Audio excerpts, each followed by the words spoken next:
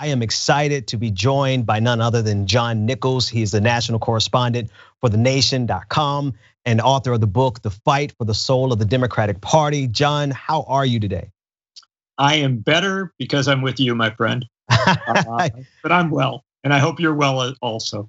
Yeah, we're doing well, all things considered. I appreciate the conversations that we've had in the past, and I'm excited about what we can discuss today there. You have a lot of articles that you've written that I want to get to, but before I do that, I always like to reference your most recent book, The Fight for the Soul of the Democratic Party. It feels like we are literally in that type of fight right now. For the people who may not know a little bit about your book, can you just kind of give us like a 20-second snapshot of why your work on that book is so important? Well, it's a brutal thing to do to any author to say 20 seconds, right? Well, maybe 30, 45 seconds. You're right to do it. We have a lot to talk about today. But my book it starts in the 1940s and it comes up to the present. And it examines the battles between what I look at as progressives, the supporters of economic and social and racial justice, saving the planet and peace, versus the corporate interests that want the party to compromise, that want it to be centrist and cautious. And the simple argument I make is that every time the Democratic Party has compromised on principle, it has ultimately come back to haunt the party. It's lost majorities in the House and Senate after winning the presidency. It's been set back. And the biggest and most haunting thing is that too frequently, when the Democratic Party has compromised on moral issues, on fundamental issues like racial justice, it has set not just the politics, but the country itself back. And so my book is really a very passionate argument that the Democratic Party needs to become a bolder and more principled party as a counterbalance to a Republican Party that I think has gone not just off the rails, but to authoritarian extremes that makes it very dangerous. Absolutely, absolutely, and I think that's a great segue into one of your most recent articles in The Nation. You said, without Medicare for all, this isn't the boldest Democratic platform in American history.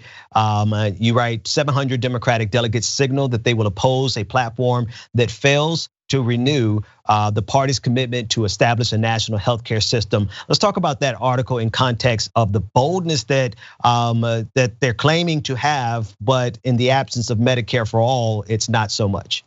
That's exactly right, my friend. Look, when the Democratic Party's platform drafting committee completed its work last week, the co-chair of the committee announced that it was the boldest Democratic platform in history. Now that's just false. It isn't the boldest Democratic platform in history.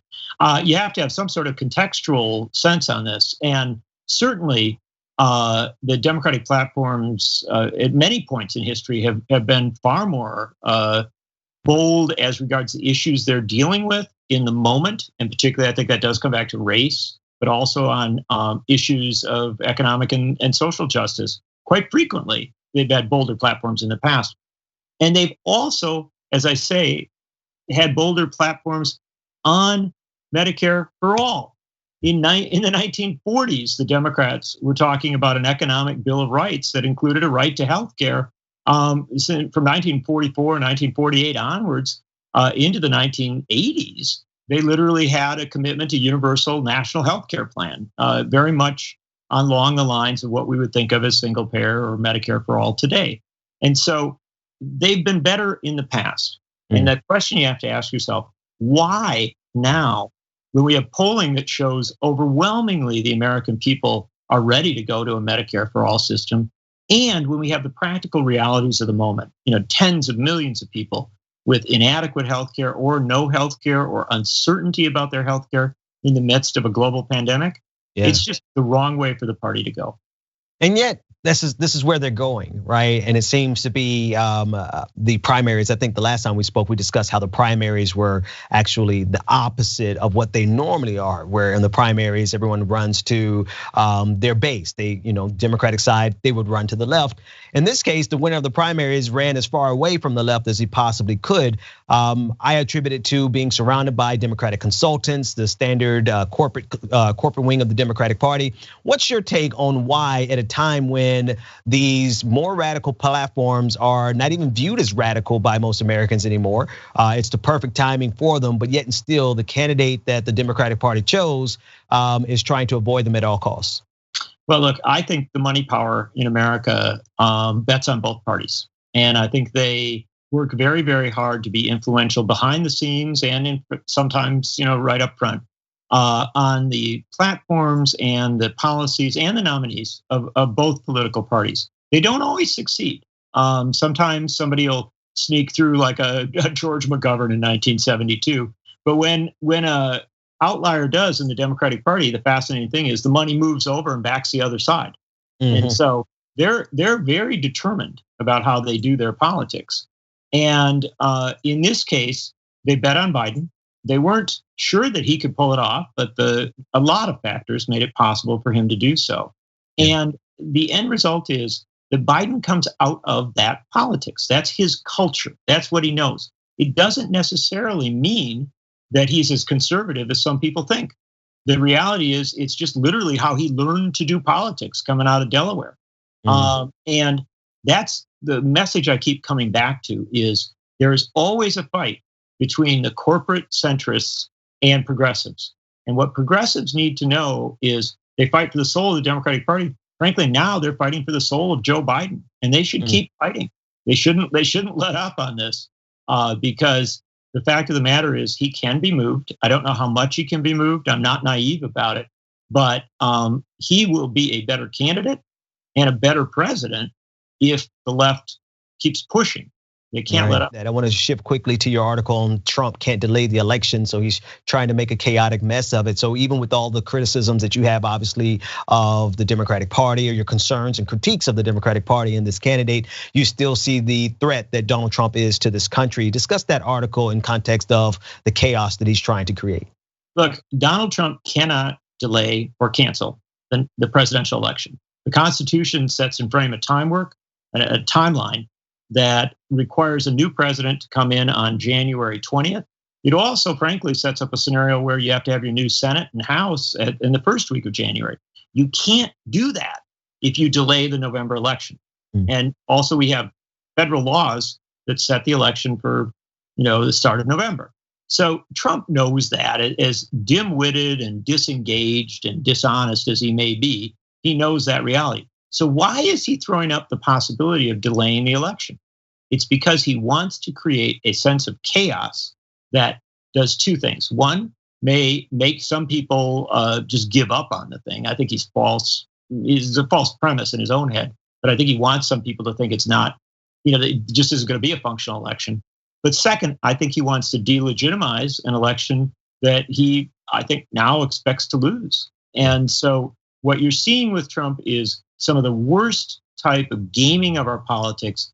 And it is frankly a bet on his part that things could be so chaotic, so messed up that somehow he could do what political scientists tell us is possible: lose the popular vote by 5, 6, 7 million votes and still sneak through on an electoral college win because in some places, at least, there's a low turnout. There's a lot happening in terms of progressive politics, the depressing reality that we're facing, not only politically, but as far as COVID-19. Before we get out of here, there was something that you said the last time we spoke. Yeah. You said about the hopefulness that you have, and you put it in context of the continued fight.